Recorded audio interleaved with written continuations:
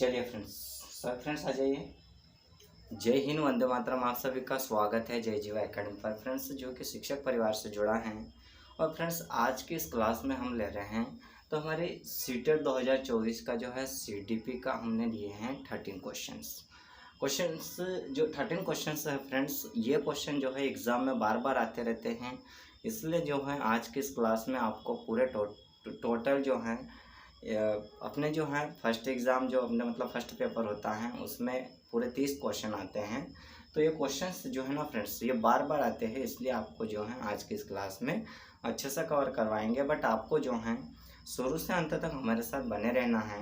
और बाकी जो है फ्रेंड्स, अगर आप जय जीवा एकेडमी चैनल पर नए हों तो चैनल को सब्सक्राइब कर लीजिएगा और अपने प्यारे फ्रेंड्स में शेयर कर दीजिएगा।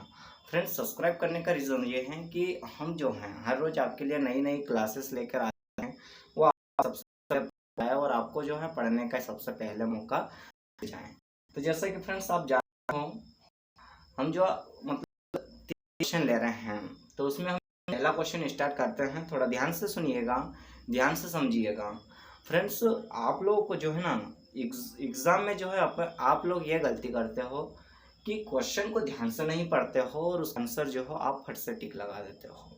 तो उसी में जो है आपका क्या होता है, गलत हो जाता है, रॉन्ग हो जाता है। तो फ्रेंड्स, हमको कभी भी जो है एग्ज़ाम हो या कहीं पे भी अगर आप क्वेश्चन पढ़ के जो है आंसर अगर आप लगाओगे ना, तो आपका आंसर क्वेश्चन से ही निकल के आएगा। ठीक है, तो अभी जो है हम क्लास स्टार्ट करते हैं। आप लोग जो है सभी जल्दी से आ जाइएगा और चैनल को जो है जल्दी से जल्दी सब्सक्राइब कर लीजिएगा और अपने फ्रेंड्स में शेयर कर दीजिएगा। तो जैसा कि हमारे पास पहला क्वेश्चन दिया हुआ है कि इरोज शब्द संबंधित है। अब जो इरोज शब्द है ये किससे संबंधित है, ये पूछा है कि इरोज शब्द जो है किससे संबंधित है। तो जैसे हमारे पास ऑब्जेक्टिव देखने को मिलते हैं कि जीवन की मूल प्रवृत्ति से, मरण की मूल प्रवृत्ति से, भय मूल प्रवृत्ति से या प्राकृतिक मूल प्रवृत्ति से। तो फ्रेंड्स, ये जो इरोज शब्द जो है वो किससे संबंधित है, तो ये हमारा जो है वो जीवन की मूल प्रवृत्ति से संबंधित है, ना कि मरण से और ना भय से और ना ही प्रकृति से। तो इसका मतलब जो है राइट आंसर हमारा ए चले जाएगा। लॉक कर दीजिएगा ऑप्शन नंबर ए को। अब क्वेश्चन नंबर सेकेंड हमारे पास दिया हुआ है, यानी क्वेश्चन नंबर दूसरा दिया हुआ है, तो उसको जरा ध्यान से पढ़िएगा, फिर उसका आंसर जो है ध्यान से आप जो है कमेंट करके बताइएगा। ठीक है, तो जैसे हमारे पास क्वेश्चन दिया हुआ है कि मोनोग्रसित बाध्यता विकृति एक है। तो क्या है मोनोग्रसित जो है, मतलब मनोग्रसित जो मन से क्या है, ग्रसित है, तो उसके बाध्यता मतलब उसमें बाधा डालने की विकृति क्या है, ये पूछा है। ठीक है, तो जैसे हमारे पास ऑप्शन देखने को मिलते हैं, ऑप्शन क्या है फ्रेंड्स, तो जैसे हमारे पास दिया हुआ है कि मनोविच्छेदी विकृति है, समायोजन विकृति है, चिंता विकृति है या कार्य प्रारूप विकृति है। तो फ्रेंड्स, इसका जो राइट आंसर हमारा चले जाएगा वो किससे चले जाएगा, तो चिंता विकृति है। जब मन ग्रसित हो जाएगा, उसमें जब बाधा आएगी तो चिंता होने लगेगी। तो इसका मतलब राइट आंसर हमारा चले जाएगा फ्रेंड्स ऑप्शन नंबर सी। ना कि ए होगा, ना कि बी होगा और ना कि हमारा डी होगा। तो लॉक कर दीजिएगा ऑप्शन नंबर सी को। फ्रेंड्स, ध्यान से देखिएगा, ध्यान से देखिएगा, ध्यान से पढ़िएगा। आपको जो है एग्जाम बहुत नजदीक है और फ्रेंड्स इसके साथ जो है एमपी टेट यानी कि लेवल 1 और लेवल 3 की जो है अभी फॉर्म चालू होने वाले हैं। अब हम देखते हैं क्वेश्चन नंबर 3 यानी प्रश्न नंबर 3 क्या दिया हुआ है, थोड़ा ध्यान से पढ़िएगा। व्यक्तित्व का सामाजिक अधिगम सिद्धांत किसने दिया था। अब यह पूछा है कि व्यक्तित्व का जो है सामाजिक अधिगम का सिद्धांत किसने दिया। अब कौन से ऐसे महान वैज्ञानिक है, कौन सा ऐसा महान पुरुष जिसने व्यक्तित्व सामाजिक अधिगम का सिद्धांत दिया है।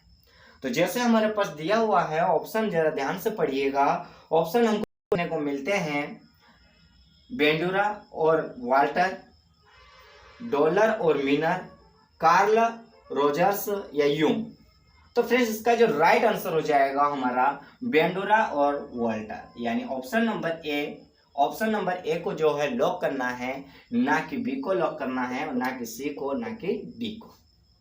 ठीक है, अब उसी तरह देखिए आगे क्वेश्चन पढ़िएगा। ठीक है ना, मैं आपको हर क्लास में ये कहता रहता हूं कि आपको जो है क्वेश्चन ध्यान से पढ़ना है, उसके बाद आपको क्या करना है, आंसर को टिक लगाना है। ठीक है, अब देखिएगा क्वेश्चन नंबर 4 क्या दिया हुआ है कि पदानुक्रम सिद्धांत रिक्त स्थान द्वारा प्रतिपादित किया गया था। अब जो आवश्यकता पदानुक्रम का जो सिद्धांत है वो किसके द्वारा प्रस्तुत किया गया था, किसके द्वारा प्रतिपादित किया गया था, ये पूछा है। तो जैसे हमारे पास दिया हुआ है ऑब्जेक्टिव दिया हुआ है कि वाटसन, मेस्लो, कोहलर या पाउलो। तो फ्रेंड्स इसका जो राइट आंसर हमारा चले जाएगा, तो हमारा राइट आंसर चले जाएगा मेस्लो भाई साहब ने जो है आवश्यकता पदानुक्रम का सिद्धांत दिया था। तो ऑप्शन नंबर बी को लॉक करना है, ना कि ए को, ना कि सी को और ना कि डी को। ठीक है।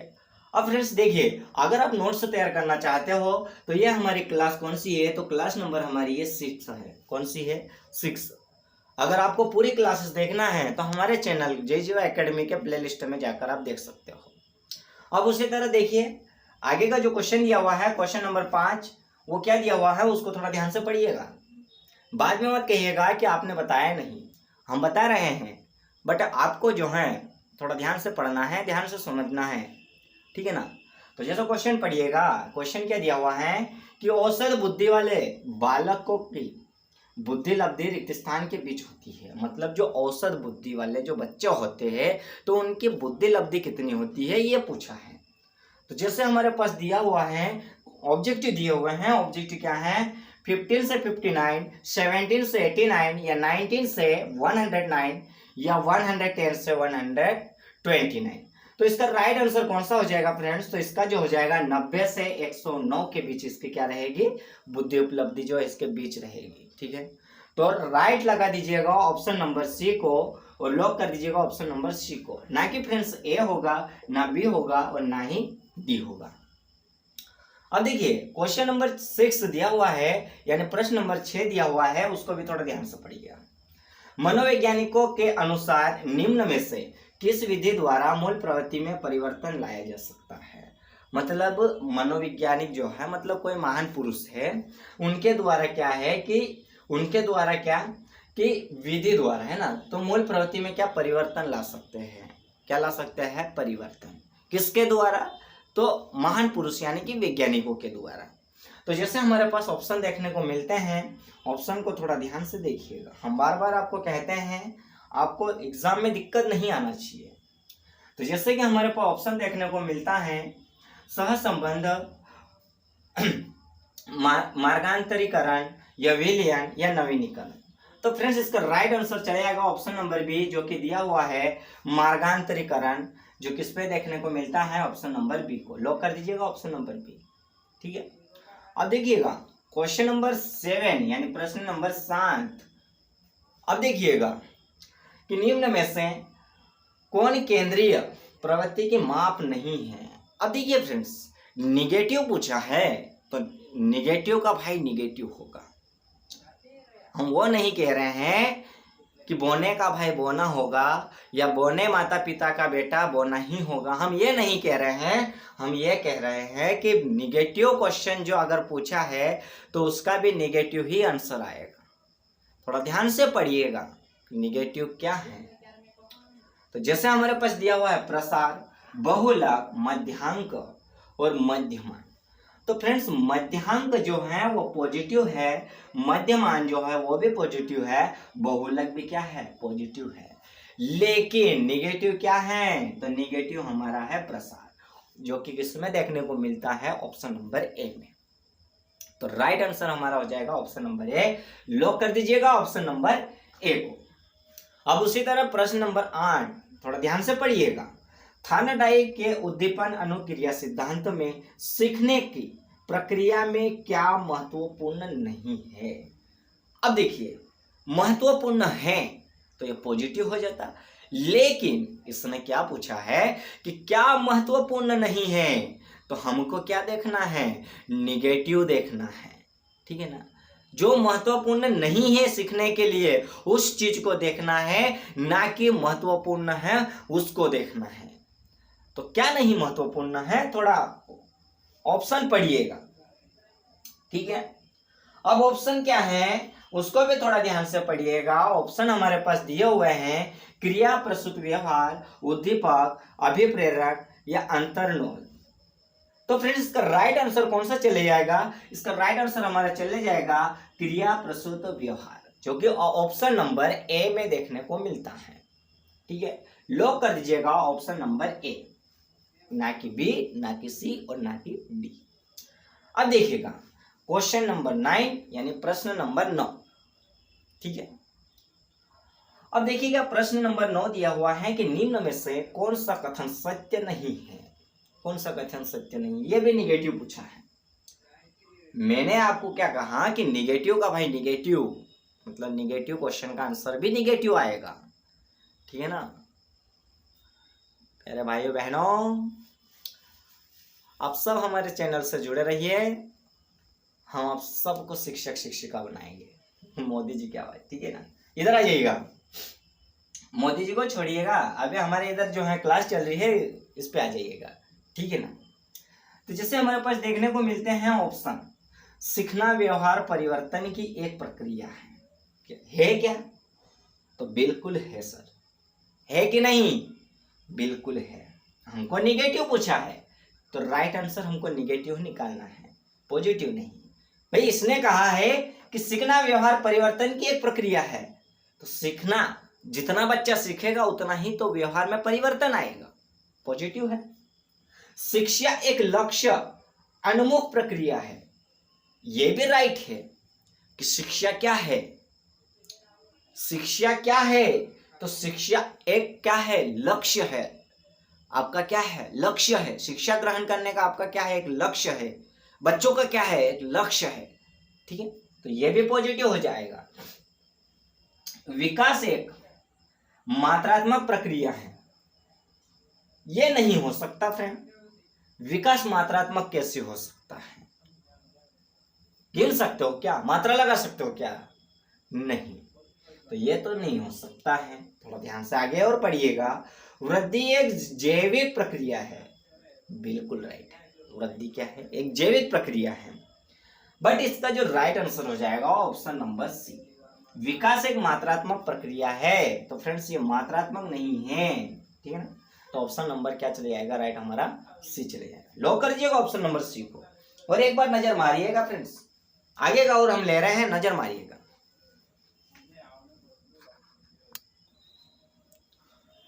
चलिएगा, देख लिए थे ना। अब देखिएगा क्वेश्चन नंबर 10 यानी प्रश्न नंबर 10। आगे देखिएगा, थोड़ा ध्यान से समझिएगा, अच्छे से समझ में आएगा। क्वेश्चन नंबर 10 हमको दिया हुआ है कि मानसिक स्वास्थ्य और रिक्त स्थान में घनिष्ठ संबंध है।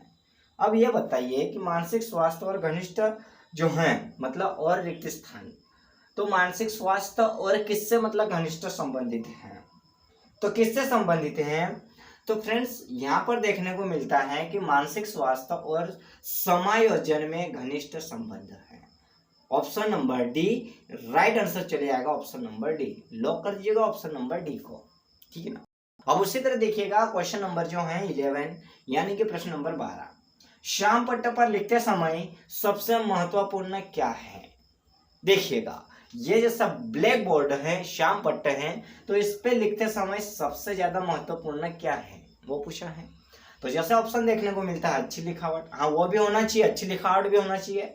लेखन में स्पष्टता, लिखते समय स्पष्टता होना चाहिए, मतलब स्पष्ट दिखना चाहिए, बड़े अक्षरों में दिखना चाहिए। अब ये कैसे हो सकता है? या छोटे अक्षरों में, ज्यादा छोटे में लिख दोगे बच्चों को नहीं दिखेगा, ज्यादा बड़े में लिख दोगे तो एक ही लाइन में पूरा भर दोगे। तो इसका मतलब चले जाएगा कि लेखन में स्पष्टता होनी चाहिए, मतलब लिखते समय साफ सुथरे, स्वच्छता, मतलब कि उसके जो अक्षर होते हैं, शब्द होते हैं, वो एक समान होने चाहिए, ना कि छोटे बड़े। ठीक है ना। अब देखिएगा क्वेश्चन नंबर जो है 12, आपको शिक्षक दिवस पर कुछ विद्यार्थी ने एक बधाई पत्र भेजा। चलो तो कि आप में से बहुत सारे ऐसे हैं जो गेस्ट में पढ़ा रहे होंगे या कहीं प्राइवेट स्कूलों में पढ़ा रहे होंगे, तो आपकी क्लास के बच्चे आपको शिक्षक दिवस के दिन एक बधाई पत्र लिखते हैं, तो आप क्या करोगे? देखिए अब क्वेश्चन दिया हुआ है, आप क्या करोगे? कुछ नहीं करेंगे। क्यों नहीं करोगे? जब सामने से बच्चे इतने प्यार से आपको बधाई पत्र दे रहे हैं तो आप कुछ नहीं कैसे कर सकते हो? कुछ नहीं करोगे क्या? कुछ तो करोगे ना। तो ये तो हो नहीं सकता। उन्हें धन्यवाद देंगे, या उन्हें बदले में शुभकामना देंगे या कोई नहीं? तो फ्रेंड्स इसका राइट आंसर कौन सा चले जाएगा? तो उन्हें क्या करेंगे हम धन्यवाद देंगे। सॉरी, धन्यवाद हो गया। क्या देंगे? उन्हें धन्यवाद देंगे। जैसे आप लोगों आपको जो है बच्चे क्या है कि बधाई पत्र भेज रहे हैं, तो आप उन्हें क्या बोलोगे? धन्यवाद बेटा, ना कि आप शुभकामना दोगे, क्योंकि दिवस किसका है? शिक्षक का। तो आप उन्हें क्या दोगे? धन्यवाद। ठीक है। जैसे अपने को कुछ देते हैं कोई, तो हम उसको क्या कहते हैं? बहुत बहुत बधाई, धन्यवाद भाई, ये बोलते हैं ना। तो बच्चों को आपको भी क्या बोलना पड़ेगा? धन्यवाद। तो राइट आंसर हमारा चले जाएगा ऑप्शन नंबर बी। ठीक है। अब प्रश्न नंबर जो दिया हुआ है 13 यानी कि 13, स्किनर बॉक्स का प्रयोग किया जाता है। अब स्किनर बॉक्स का जो है प्रयोग किया जाता है, तो कहां पर किया जाता है ये थोड़ा देखिएगा। शाब्दिक अधिगम में, प्रस्तुत अनुबंधन में, या बालक अधिगम में, या आकस्मिक अधिगम में? तो इसका राइट आंसर चले आएगा प्रस्तुत अधिगम में, ऑप्शन नंबर बी। लॉक कर दीजिएगा ऑप्शन नंबर बी को। ठीक है ना, राइट आंसर वही होगा। थोड़ा ध्यान से देखिएगा, अच्छे से समझ में आएगा। अब क्वेश्चन नंबर दिया हुआ है 14 यानी कि प्रश्न नंबर 14, ब्रेल लिपि एवं टेप रिकॉर्ड किसके लिए शैक्षिक प्रावधान के लिए प्रयुक्त किया जाता है? ब्रेल लिपि जिसमें डॉट डॉट होते हैं ना, ऐसे डॉट डॉट होते हैं ऐसे, या टेप रिकॉर्ड कौन से बच्चों के लिए मतलब प्रावधान मतलब वहां रखा जाता है, कौन से बच्चों को पढ़ाने के लिए इसका उपयोग किया जाता है, ये पूछा है। ऑप्शन देखो, दृष्टि बाधित बच्चों को, आस्था बाधित बच्चों को, श्रवण बाधित बच्चों को, या विकलांग बच्चों को। तो विकलांग बच्चों को क्या ये आप ब्रेन लिपि से पढ़ाओगे क्या? वो हाथ से विकलांग, आंखों से नहीं। अस्थिर बाधित बच्चों, श्रवण बाधित। तो इसका राइट आंसर चले जाएगा कि जो आंखों से विकलांग है, जिसको दिखाई नहीं देता है, उन बच्चों को हम क्या करेंगे? ब्रेल लिपि का इस्तेमाल करेंगे या टेप रिकॉर्ड का क्या करेंगे? हम इस्तेमाल करेंगे पढ़ाने के लिए। ठीक है। तो राइट आंसर हमारा चले जाएगा ऑप्शन नंबर ए। अब क्वेश्चन नंबर देखिए 15 यानी कि 15, क्रेसमर ने व्यक्ति को निम्न में से किस प्रमुख प्रकार में वर्गीकृत किया? अब देखिए क्रेसमर आ गए हैं, उन्होंने जो है व्यक्ति क्या है मतलब इस प्रकार से जो है वर्गीकृत किया है व्यक्ति को। तो देखिएगा यहाँ पर हमको देखने को मिलते हैं ऑब्जेक्टिव। तो ऑब्जेक्टिव को थोड़ा ध्यान से पढ़िएगा। तो ऑब्जेक्टिव क्या है? दुर्बल, सुडोलकाय, या गोलकाय, या सभी। तो फ्रेंड्स दुर्बल भी होगा, सुडोलकाय भी होगा, गोलकाय भी होगा, यानी कि ये सभी हो जाएंगे। तो राइट आंसर क्या चला जाएगा हमारा? Option number D. ठीक है। अब देखिए क्वेश्चन नंबर 16 यानी 16, निम्न में से कौन से सीखने के गेस्टाल्ट सिद्धांत से संबंधित है? अब देखिए सीखने के गेस्टाल्ट सिद्धांत से संबंधित तो कौन से वैज्ञानिक से संबंधित है ये पूछा है। तो जैसे हमारे पास दिया हुआ है, पावलोव दिया हुआ है, स्किनर दिया हुआ है, थॉर्नडाइक दिया हुआ है, कोहलर। सीखने के गेस्टाल्ट जो है हमारे राइट आंसर हमारा चले जाएगा डी। अब क्वेश्चन नंबर देखिएगा 17 यानी कि 17, लक्ष्य निर्देशित व्यवहार में बाधा आना रिक्त स्थान कहलाता है। लक्ष्य निर्देश व्यवहार में क्या बाधा आना, तो उसको क्या कहते हैं, क्या कहलाता है ये पूछा है ना। तो देखिएगा संवेग, अभिप्रेरणा, आक्रामकता या कुंठा। तो फ्रेंड्स वो क्या बाधा आना क्या कहलाता है? कुंठा, यानी ऑप्शन नंबर डी। ठीक है। क्वेश्चन नंबर 18 यानी 18, अपने आप को प्रेम करने की प्रवृत्ति को क्या कहते हैं? आप स्वयं को प्रेम कर रहे हो तो उस प्रवृत्ति को क्या कहेंगे ये पूछा है ना। तो उसको पूछा है तो हमको ही तो टिक लगाना है कि कोई और आएगा? टिक लगाने कोई और आएगा क्या? नहीं भाई, हमको स्वयं को लगाना है। देखिए ऑप्शन नंबर, आत्म केंद्रित प्रवृत्ति, अहंकारिक प्रवृत्ति, नार्सिज्म प्रवृत्ति, या हिप्नोटिज्म प्रवृत्ति। तो इसका राइट आंसर कौन सा चले जाएगा? तो इसका जो है हमारा चले जाएगा नार्सिज्म प्रवृत्ति, ऑप्शन नंबर सी। लॉक कर दीजिएगा ऑप्शन नंबर सी को। अब क्वेश्चन नंबर 19 यानी कि 19, रिक्त स्थान ने सामूहिक अचेतन का संप्रत्यय दिया था। रिक्त स्थान ने क्या है? सामूहिक अचेतन का क्या दिया हुआ था? संप्रत्यय। तो कौन है? युंग है या फ्राइड है या एडलर है या कौन है? कौन है? सलीवन है। उसका राइट आंसर कौन सा चले आएगा? तो युंग चले जाएगा। कौन चले जाएगा फ्रेंड्स? युंग। राइट कर दीजिएगा युंग पे, लॉक कर दीजिएगा युंग को। ठीक है, थोड़ा नजर मार लीजिएगा, आप नोट्स भी तैयार कर सकते हो। ठीक है ना, नोट्स तैयार कर लीजिएगा। ये हमारी क्लास चल रही है सीडीपी की यानी कि छठी क्लास चल रही है। तो है वेरी इंपॉर्टेंट क्वेश्चन, आपको एग्जाम में को मिलेंगे।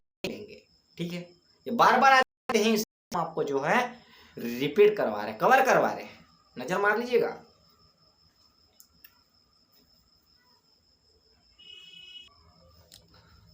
हाँ फ्रेंड्स, आगे नजर मारिएगा। ठीक है ना, अब देखिए क्वेश्चन नंबर जो है 20 यानी कि प्रश्न नंबर 20, ये क्या दिया हुआ है? थोड़ा ध्यान से पढ़िएगा, फिर आपका जो है आंसर ऑटोमेटिक निकल के आ जाएगा। तो जैसे हमारे पास जो है निम्नलिखित मापन के स्तरों में सबसे अच्छा कौन है? क्या पूछा है कि निम्नलिखित मापन में सबसे स्तरों में सबसे अच्छा कौन है, ये पूछा है। तो जैसे हमको दिया हुआ है नामिक दिया हुआ है, अनुपात दिया हुआ है, या क्रमिक दिया हुआ है, या अंतराल। तो इसका राइट आंसर चले जाएगा हमारा अनुपात। ठीक है, लॉक कर दीजिएगा अनुपात को। अब देखिए क्वेश्चन नंबर जो है 21 यानी कि 21, निम्नलिखित में से कौन सा भूलने का कारण नहीं? अब देखिए निगेटिव पूछा है तो निगेटिव ही आंसर आएगा। भूलने का कारण नहीं है। मानसिक द्वंद्व, ये तो है भाई। पुनरावृत्ति का अभाव, ये भी है। सीखने की मात्रा, ये भी है। शिक्षण योग्यता, क्या नहीं है? शिक्षण की योग्यता ये नहीं है। तो राइट आंसर हमारा चले जाएगा ऑप्शन नंबर डी। लॉक कर दो ऑप्शन नंबर डी को। अब क्वेश्चन नंबर जो है 22 देखिएगा यानी 22 जो है, विद्यालय में विद्यार्थी को कैसे अभिप्रेरित करना उचित होगा? मतलब विद्यालय में जो है बच्चों को क्या है, किस तरह से जो है अभिप्रेरित करोगे? ठीक है, आकर्षित करोगे। तो जैसा हमारे पास दिया हुआ है, और ध्यान से देखिएगा। तो जैसे हमारे पास दिया हुआ है अध्ययन द्वारा, या प्रासंगिक द्वारा, या गहन द्वारा, या स्तर अधिगम द्वारा। तो इसका राइट आंसर चले जाएगा ऑप्शन नंबर डी, जो दिया हुआ है स्तर अधिगम द्वारा। तो इसको लॉक कर दीजिएगा ऑप्शन नंबर डी को। अब उसी तरह जो है क्वेश्चन नंबर 23 यानी कि 23 जो दिया हुआ है, उसको भी थोड़ा ध्यान से पढ़िएगा। ठीक है ना, जब एक विद्यार्थी असफल होता है तो समझा जाता है। क्या समझा जाता है? जब एक विद्यार्थी है वो असफल तो हो जाता है, मतलब क्या करता है, वो एग्जाम में असफल हो जाता है, तो उसके लिए क्या करना, मतलब उसको क्या समझा जाता है, ये पूछा है। तो जैसे हमारे पास दिया हुआ है, क्या दिया हुआ है कि पद्धति असफलता, शिक्षक असफल, या पाठ्य पुस्तक असफल, या ग्रहण व्यक्तित्व असफल। तो फ्रेंड्स, इसमें ना तो पद्धति होगी, ना शिक्षक की कमी होगी, ना पाठ्य पुस्तक की कमी होगी। बच्चे में कमी किसकी होगी? तो ग्रह की जो है व्यक्तित्व असफलता जो होगी घर की है ना। तो इसका मतलब राइट आंसर कौन सा चलाएगा? Option number D. लॉक कर दीजिएगा ऑप्शन नंबर डी को।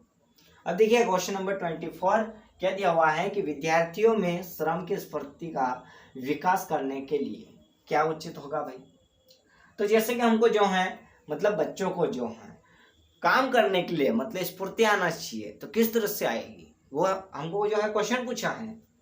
देखिए ऑप्शन दिए हैं, शिक्षक अपने ही श्रम में प्रवृत्ति दिखाएगा। शिक्षक काम करके कैसे बताएगा? तो बच्चों के अंदर अगर जैसे कि एक शिक्षक है वो मतलब स्वयं जो है काम करके बता रहा है, तो बच्चों के अंदर स्फूर्ति कहाँ से आएगी? नहीं आएगी, ये नहीं हो सकता। शिक्षक श्रवण के महत्व पर व्याख्यान करेगा, ये भी नहीं हो सकता। समय समय पर विद्यार्थियों को श्रम करने का अवसर देगा, ये होगा भाई।